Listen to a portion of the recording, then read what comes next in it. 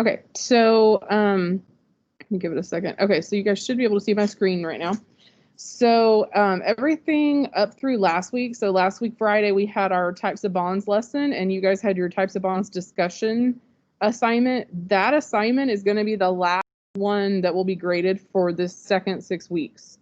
So I just sent out notifications or messages in your Canvas inbox. So when you log into Canvas, you have an inbox that we can send messages back and forth about stuff.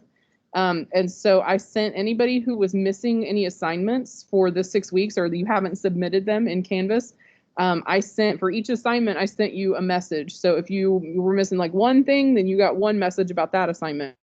If you were missing, 5 or 6 things, then you probably got 5 or 6 different messages in your inbox because there's one for each assignment that you're missing or that you haven't submitted. Okay. So what I want to kind of talk about today is we are going to be doing a lesson today on ionic bonding and Lewis structures, but this assignment for today is actually going to be your first grade for the new 6 weeks, for the third 6 weeks. And then on Thursday, we're going to have sort of a catch-up makeup day type of thing. So I already have the stuff for Thursday posted. Normally I don't really do this, but it's the end of the 6 weeks. So on Thursday, all you have is this agenda because it's going to be kind of a makeup day. So what I did is I put information in here and I just said, check the following list. These are all your graded assignments for the second 6 weeks.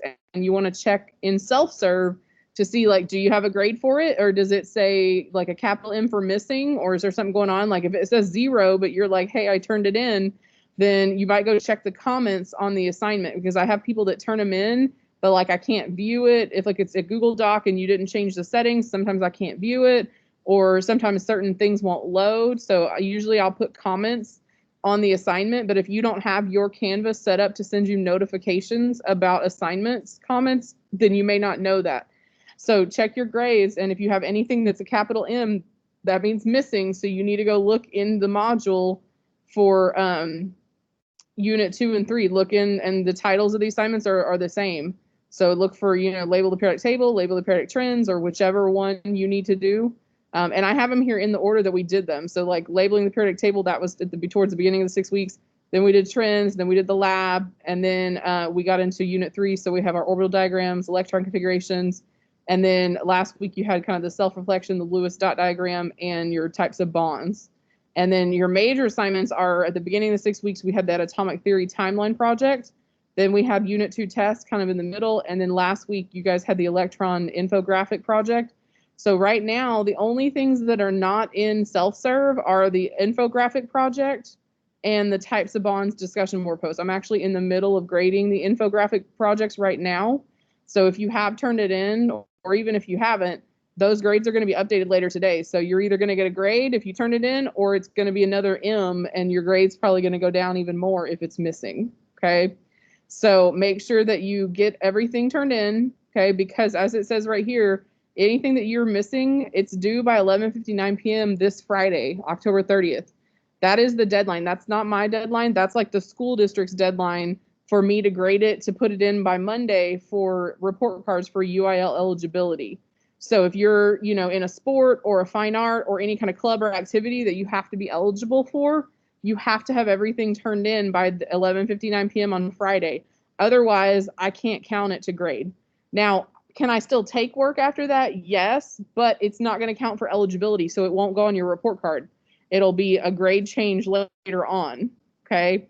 So you should consider this your deadline.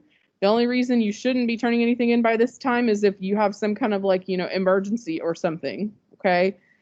So that's why I'm telling you guys now here kind of at the beginning of the week, you have until Friday night to make sure that you have all of these things submitted and completed so that I can grade them over the weekend and get them updated by Monday morning, which is when I have to have stuff in, is on Monday. Okay. So I just want to be very clear that these assignments, they are due by Friday night at 11:59 p.m. If you submit it after that, I'm not going to grade it over the weekend because it won't count for your report card. Okay. I have to after report cards go, and then I can do it and do a grade change. Okay. But for today, we are going to go ahead and we're going to do a lesson on ionic bonding. Specifically, we are going to be talking about how do we draw the Lewis structures for an ionic bond or an ionic compound. Because as we talked about on Friday with our types of chemical bonds, we talked about the fact that ionic bonds and covalent bonds, they form compounds, okay? And so as we go through now, we're going to see how to draw their chemical structures. And so today we're focusing on the ionic bonding. Next week on Monday, we're going to do the covalent bonding. And then we'll be finishing up next week. And actually next week on Friday, you're going to have your Unit 3 test, okay? So that'll go on Thursday as well. And so what we'll do next week is we'll do the covalent on Monday. On Wednesday, we'll be doing a lesson on actual shapes of the molecules. So after we talk about how to draw them and their chemical structures on Monday next week, then Wednesday we focus on kind of like what are the shapes of the molecules because they are three-dimensional, okay? And then Friday, you'll kind of have like time to review and take your test. And then we'll start with Unit 4 after the next week, which is over chemical names and formulas. So all the compounds we're talking about their bonds right now, we're going to talk about, well, how do we write the name and the chemical formula for some of these ionic compounds that make ionic bonds? And how do I write the names and formulas for some of the compounds that make covalent bonds? Okay, because their naming systems are a little different. So for today, we're focusing on this ionic bonding. Okay, so I'm going to go ahead and we'll click on the agenda. So we're going to be able to describe ionic bonding and we're going to construct or draw Lewis dot structures of ionic bonds. Okay, and so then next week on Monday, we'll be doing the same thing, but everything's going to say covalent instead of ionic. All right. And so you have your interactive lesson. We're going to kind of go through some of that together. And then you do have your assignment. It's a Google Slides assignment. And so I'm going to kind of go through an example on it with you guys today so that you guys can see it. And then also it's on the recording for those later who need to watch it. But I want to remind you again that this is the first assignment for third 6 weeks. So the reason I'm telling you that is because if you are somebody who you just got a bunch of messages about missing work, then that should be your priority. Your priority between now and Friday should be getting that stuff completed so that you are passing for your second 6 weeks grade. If you are done with all that and you don't have anything missing, then yeah, you should be working on this assignment today and getting it done. That way you don't get behind for the third 6 weeks. But if you're behind right now and you need to get your other assignments that count for this 6 weeks done, that should be your priority. And then once you're done and caught up with those, you can work on this Google Slides assignment over the weekend because it's not going to count until Thursday. Okay. So I just want to like reiterate that yes, this assignment is for a grade today, but it's a grade for next 6 weeks. And so catching up on missing work for this 6 weeks would be priority number 1 for today and Thursday. Okay. And then after that, then you can work on your assignment for this current lesson for today. All right, so focusing on Lewis structures. Before I kind of start our actual lesson, anybody have any questions about like the late work, your deadline for Friday, any of that stuff while we're on here right now? And if you don't feel comfortable asking me out loud, you can always message me in a reminder in Canvas. So if you don't want to ask like in front of the whole class or anything like that. I have a question. Who's talking? Sophia. Oh, okay, go ahead. Sorry, your little button didn't light up yet. Oh, so what would be the last grade that is going in for? So the last grade that's going in is the discussion board post from last week. So, and if you actually, let me go, if you look on the agenda for Thursday, all the assignments are listed there. So if you go past the lesson, the assignment for today. What, Thursday? Yeah, I already put the agenda up for Thursday since it's going to be kind of a makeup day. Okay. And on the agenda for Thursday, I listed out all your assignments that we did for the second 6 weeks that are going to be your grades. Okay, thank you. So go back over there. So here it is. So here's your list right here. So you have 8 that were kind of the minor, kind of our daily work type stuff that we did with the lessons. And then you had 3 kind of major ones. So we had kind of the beginning and end of the 6 weeks project, and then we had the test kind of in the middle. Okay. So these are all the ones that were grades for the 6 weeks. So make sure that you don't have anything missing. And if you do, go back and finish it. You might have to maybe refresh yourself by looking at the lesson before you do it if it's been a while and you've forgotten. But remember, all the assignments, they're right after the lesson. Okay, so like labeling the periodic table right before it in the module is going to be the lesson that goes over like all the groups and the families. Labeling the periodic trends, same thing. The lesson right before it goes over the 3 trends and how they change. The virtual lab relates to those trends, so it's right after that assignment. And then your orbital diagrams, electron configuration, Lewis dot, all of them, each one of them is right after the lesson. So if you need to go back and rewatch something or look at something again, then you could do that. And then same thing with the types of bonds discussion board from Friday. Okay. So those are the 11 assignments. I think there's 8 here, and then there's 3 in the major category. All right. Anybody else? Any questions about that kind of stuff before we get started for today? Got some more people that logged in. Let's see. Jennifer. Here we got Eileen, Serena, Ed City's here. Trying to mark the people that I didn't get earlier because y'all weren't logged in at the beginning. Gabriel. I think I got everybody now. Okay. All right. So I'm going to go ahead. We're going to go through today's lesson. So like I said, we're going to focus on just ionic bonding today. So what kind of elements are involved in ionic bonds? Who remembers from Friday? Because each type of bond had a different kind of combination of element types in it.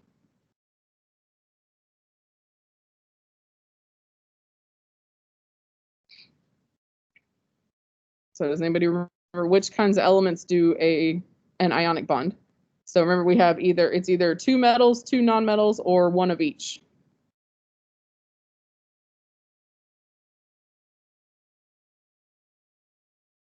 So let's start with, do we remember what the 3 types of bonds are? So ionics, what we're focusing on today. What are the other 2 types that we talked about on Friday?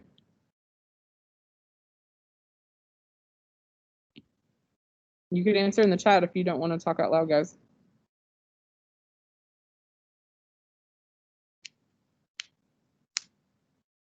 Uh-oh. Has it been that bad of a weekend? Y'all forgot everything from Friday already? Oh, thank you, Layla. So Layla says covalent is one of the other ones. So we have ionic, covalent, and then what was the third one? Anybody remember that one?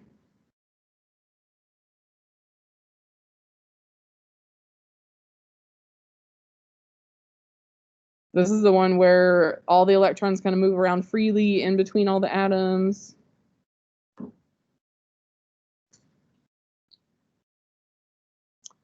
Thank you, Layla. So somebody's paying attention. So Layla says it's metallic. So when you go back, so if you have not done your discussion board posts from Friday, you might want to go back and do that, because some of you guys, if you're not able to remember those 3 types, that tells me that you might need to go back and review that information. Okay. So ionic, covalent, and metallic are our 3 types of bonds that we talked about on Friday. Ionics, what we're going to focus on today. The other ones for covalent bonds involve 2 or more nonmetals. So they're all nonmetals in a covalent bond. Metallic bond, just kind of like the name sounds, they're all metals in that type of bond. And so ionic is the one where we have 1 of each. We have a metal and a nonmetal. And so kind of to start off with, we have kind of a recap here. And we're talking about kind of the Bohr models, and we're talking about specifically about the noble gases, which is group 18. So it says the noble gases are the most stable and unreactive elements on the periodic table. And kind of to understand why they're unreactive and why they're stable, we have to look at their Bohr models and their Lewis dot diagrams. So if I look at these Bohr models and Lewis dot diagrams for the noble gases, what do you notice about almost all of them?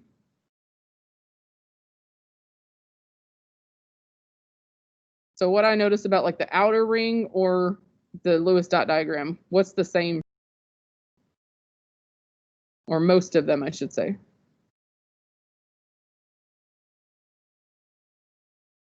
Y'all are awfully quiet today. Layla's the only one talking in the chat. Nobody's saying anything out loud. 8 valence.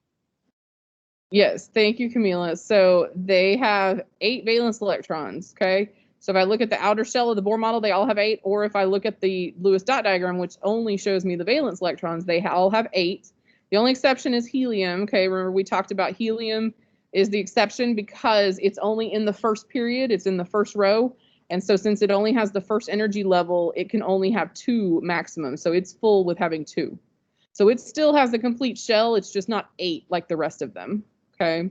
So what it says here is it says all the elements, all the noble gases except helium have 8 valence electrons in the outermost energy level. So their valence shell always has 8. That means they're full. So it says this full energy level, this is what makes them stable, because all of our elements, their goal is to have 8 valence electrons in that outermost energy level. And so the noble gases already have 8. So they don't need to gain any extra electrons, and they also don't have any extra to give out. All of our other elements, they either have extras they want to get rid of, or they need to gain a few more to get up to 8. Okay. And so each element is going to kind of fall into one of those categories. Our metals are going to do one thing, our non-metals are going to do the opposite. And so this kind of this tendency of excuse me, of all of our atoms to want to get up to having 8 valence electrons, we call this the octet rule. And so octet is like a group of 8. And so in chemistry, octet rule, we're referring to the 8 valence electrons that all of our atoms want to have in order to be stable. Okay. If you're in like, you know, or band or orchestra, you might think like duet or quartet, that's like 2 or 4 people. So octet's just like a group of 8. And so specifically in chemistry, we're talking about the group of 8 electrons in the valence shell. Okay.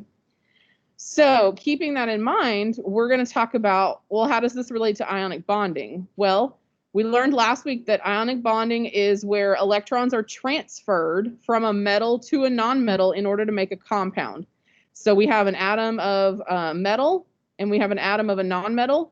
And if we look at their Bohr models and their Lewis dot diagrams, if you look at sodium's Bohr model, it has 3 energy levels. The outermost one is this third one. It only has 1 valence electron.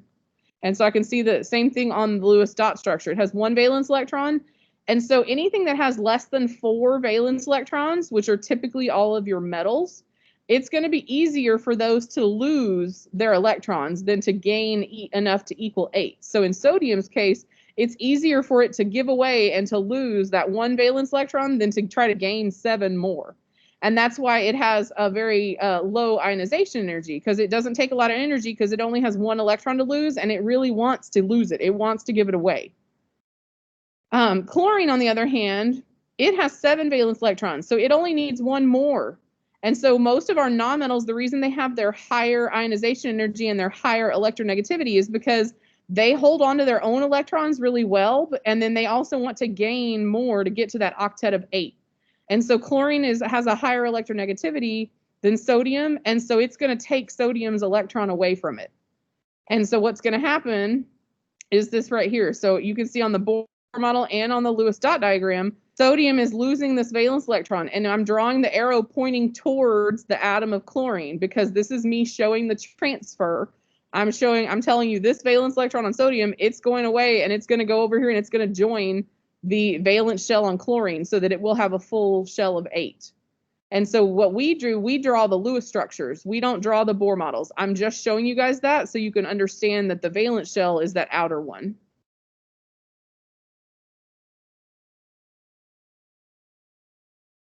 Because they're what participate in making the chemical bond. So if I click here, it's going to tell me sodium will lose 1 electron and chlorine will gain it. So because chlorine needs 1 more to pair up with this single one, and so I'm going to draw the arrow pointing that way. And then afterwards, I redraw them. Now they are not any atoms anymore. Now they are ions. And so the metal transfers its electron to the nonmetal. And so if I look at the Bohr model, sodium now has a complete outer shell and it's stable, because if I compare it to what sodium looked like originally sodium had 3 energy levels. What happened was it lost that 1 valence electron on the 3rd level. So the 3rd level went away because that electron transferred to chlorine. So now the sodium ion, it only has 2 energy levels, and that 2nd level, it was already full with 8. So that's why our metals typically are going to lose their electrons, is because they get rid of what's on the outer shell and they go back to the inner shell that's inside that's already full. Okay. Chlorine, on the other hand, it gained 1, and so it had 7, and we added that 1. Now it's also stable and has an outer shell of 8. So when I draw their Lewis structures, this is what it looks like. The metal, I have just the symbol, and then notice it has a charge. The charge tells me how many electrons it lost or gained. So positive charges means that they lost electrons, and in this case, a positive 1 tells me that this sodium atom, it lost 1 electron, and now it's a sodium ion. So in the Lewis diagram, the metal, we show no electrons to demonstrate that it lost, but we know that it does have a complete valence shell of 8 because of the new outer shell that was exposed in the transfer. So again, in the Bohr model, we can see it still has an outer shell of 8, but we don't represent that in the Lewis dot diagram, okay? For the nonmetal, it's the opposite. We draw all of the dots around it because we're demonstrating that it gained enough to go up to the 8 to get to the octet. And so we draw all 4 pairs around it, and then a lot of times you'll put it in brackets and then have the charge outside. Now, on your practice today, I didn't want you guys to have to worry about doing brackets because it's hard enough to try to do it digitally without having to worry about that. But if we were drawing these by hand, then you would include the brackets on the nonmetal, okay? And then it's a -1 because it gained 1 electron here. So when you know that you're done and your transfer is complete when your metal has lost all of its valence electrons, so it does not have any left. So sodium only had 1 to give away. But if you have something that's in group 2 that has 2 valence electrons, or something that's in group 3 that has 3 valence electrons, like aluminum, they're going to have to give away all of their electrons, not just 1, okay? So the transfer is complete when the metal has lost all of its valence electrons and the nonmetal has gained enough to get to that complete octet, okay? And so as I mentioned, each atom is going to get a net charge. So the metal will always become positively charged because it's losing electrons. The nonmetal will always become negatively charged because it's gaining electrons. And so kind of to summarize that, I kind of color-coded it here. So in general, any atom that has a net charge is an ion. And so we talked about this in Unit 2, but now we're really explaining like how do ions form. And they form like this when they make a chemical bond.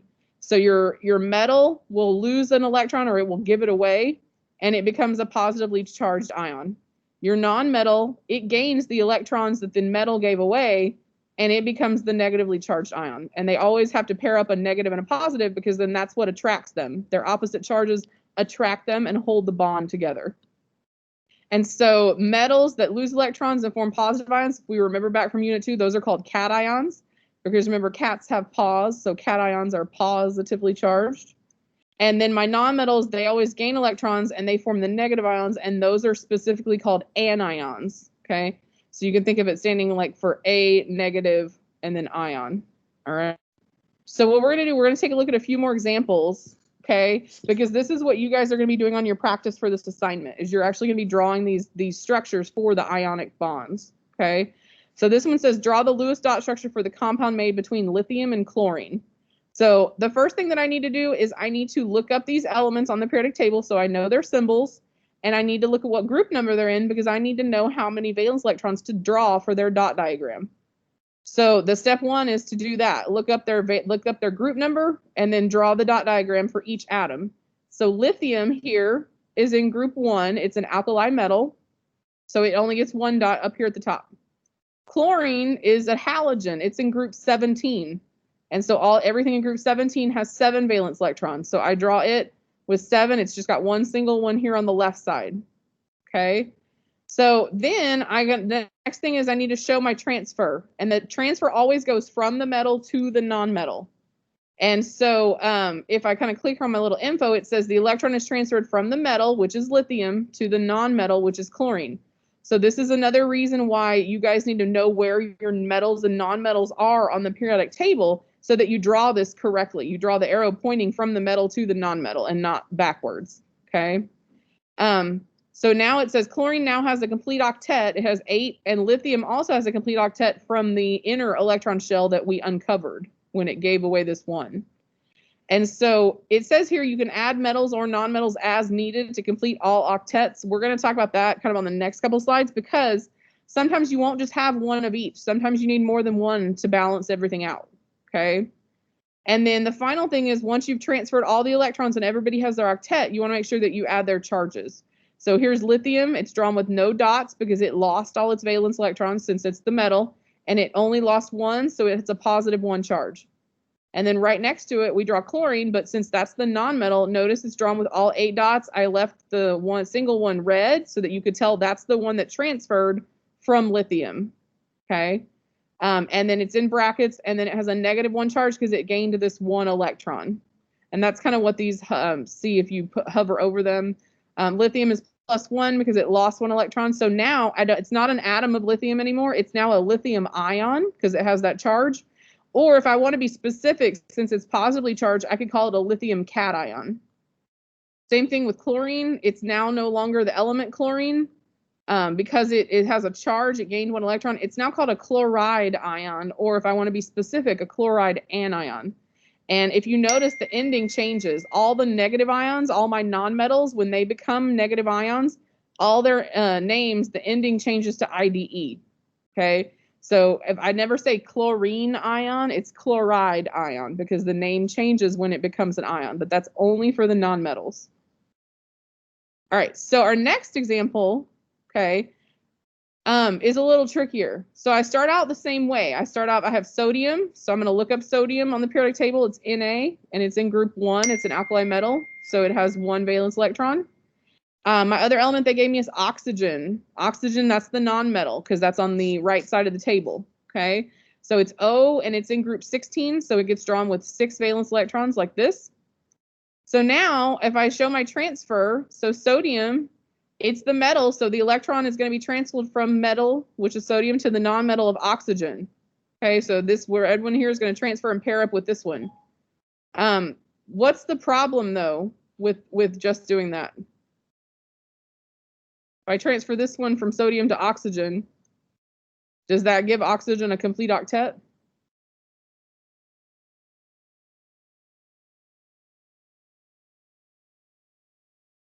So how many does oxygen have right now, just as it's drawn with the blue dots? It has 6. And if I gave it away, if I give this one to sodium away, that's only going to give it 7. It still has this single one down here at the bottom that needs to pair up. So if that happens, if you don't have a complete octet on one of your elements, then you need to add another electron from a different atom. So in this case, so this sodium gave its 1 valence electron away to oxygen. So this sodium doesn't have any more to give away, but oxygen still needs 1 more. So I add another sodium atom, and so now I draw both of them transferring to the 2 different single electrons on oxygen. So this sodium gives away its 1 electron and it pairs up with this single one on oxygen. And then I have a second atom of sodium and its single electron, it's given away and it pairs up with the other single one on oxygen. And so both sodium atoms are going to transfer their single electron to complete oxygen's octet, and each sodium will have a complete octet from the inner electron shell that's uncovered, okay? Because that's what the metals always do. So then when I draw my final structure with the charges, I have 2 sodiums. Notice they're both +1 because they each lost 1 electron. I only have 1 oxygen, but notice it's drawn with all 8 dots now because it gained 2, and that's why it has a -2 charge. So again, sodium ions or 2 sodium cations, and they have a +1 charge because they each lost 1 electron. For the nonmetal, for oxygen, it gained 2, and that's why it has the -2 charge, because it gained 2 electrons.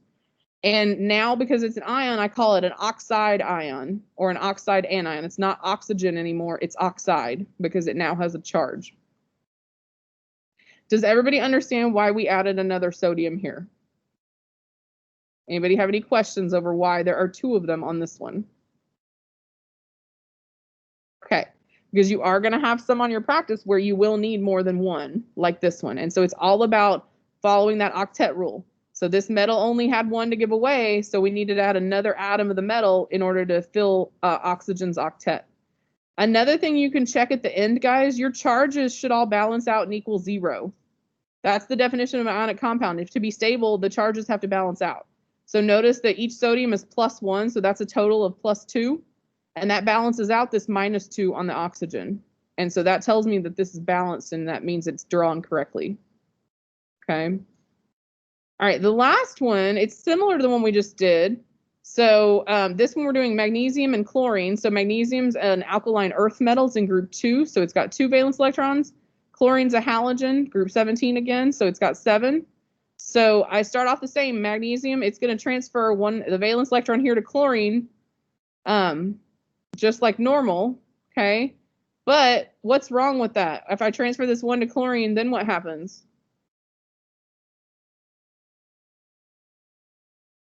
Did magnesium get rid of all its electrons?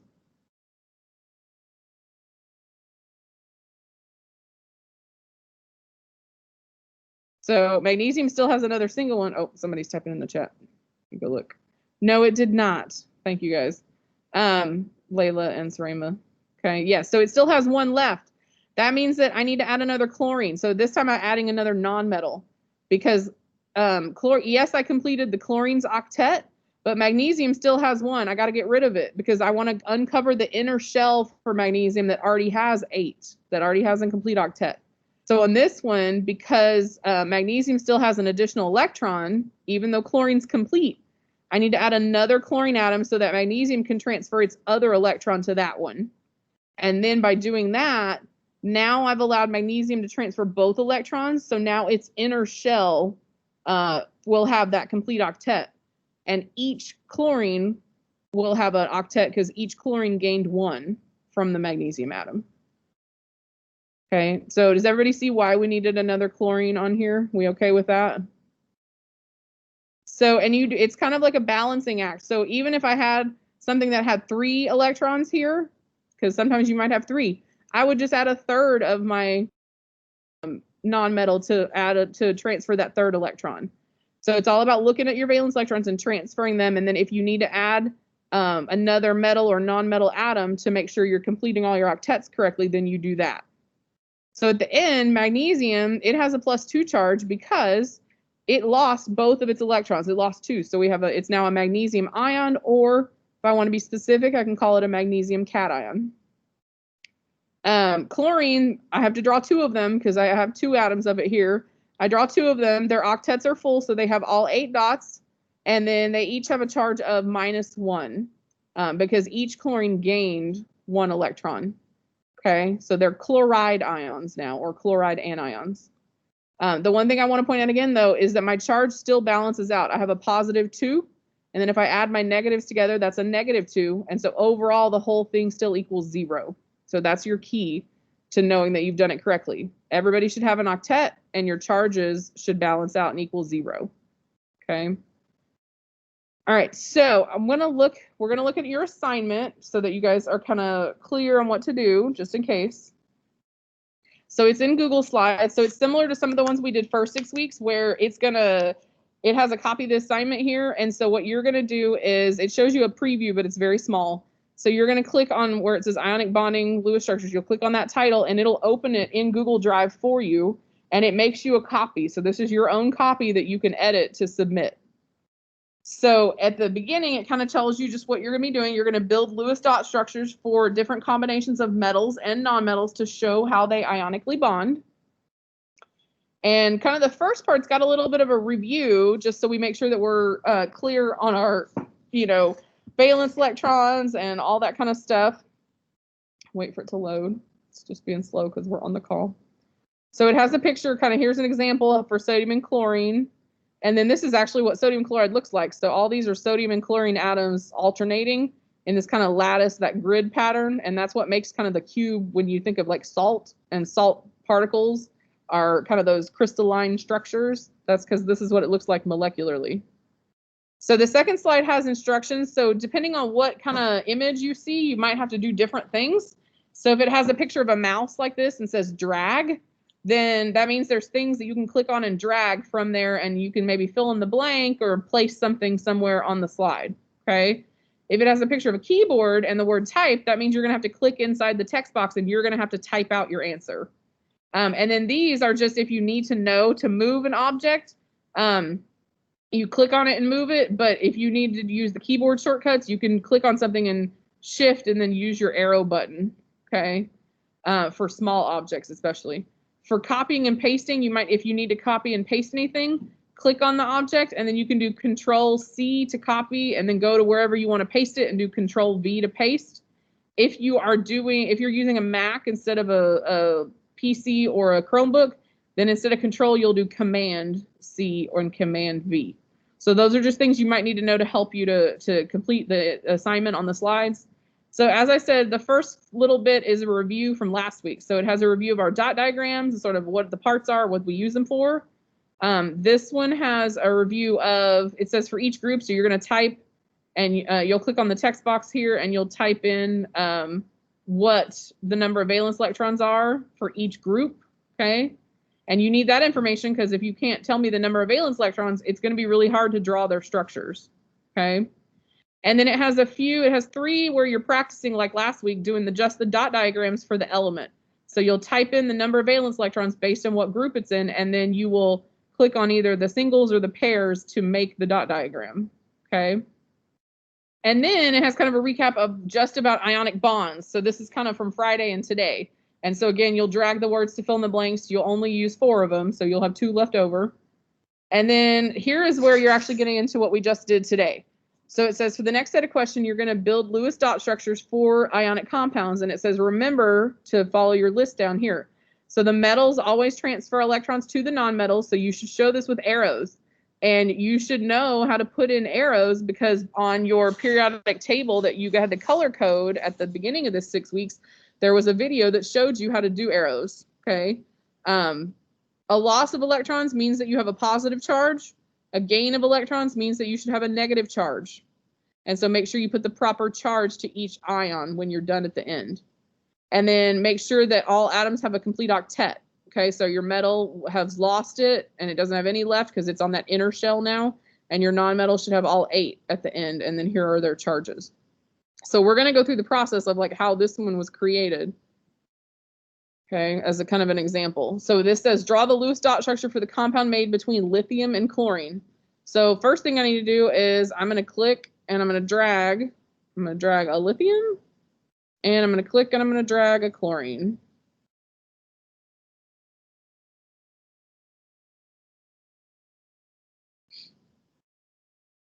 Okay, so I'm going to start with one of each. If I need to add more later, I can. But right now I'm just going to start with one of each. Okay. And then I need to look up how many valence electrons do they each have based on where they're at on the periodic table.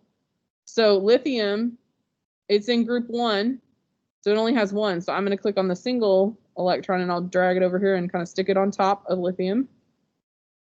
Chlorine, that's in group 17, so it's got 7. So it's going to have 3 pairs and just a single one on the left side. So I'm going to click on the pairs. So I'm going to put a pair on top, pair on the side, and another pair on the bottom. And then the single one is on its left side over here.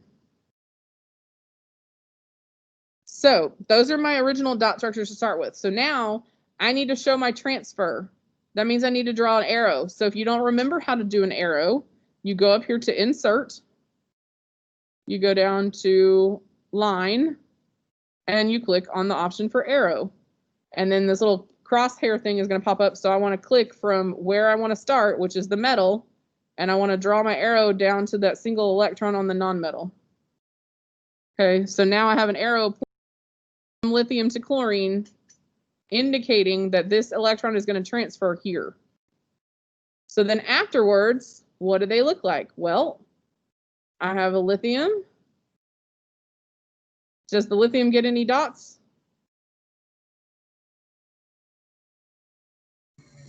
Nope. Nope, no dots because it lost its dots. So what charge is it going to get since it lost 1 electron?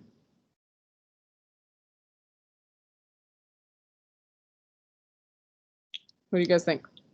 It lost 1, so is that a positive one or a negative one?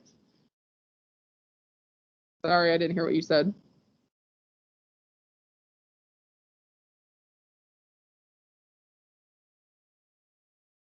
Should be a positive one because remember that's the metal, and if they lose electrons, remember it just said on that previous slide, losing electrons means that you have a positive charge.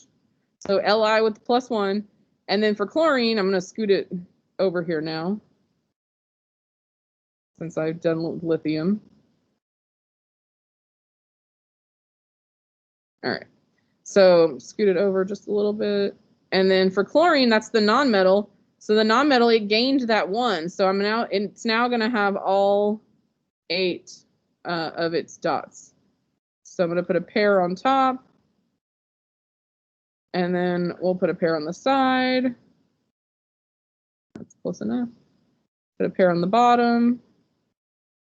And then on the left side, it did have a single, but now that 1 transferred. So now the left side also has a pair. So it looks like this. Oops. I did it a little close and scoot it over a little bit. And then because it gained 1, what charge does the chlorine have?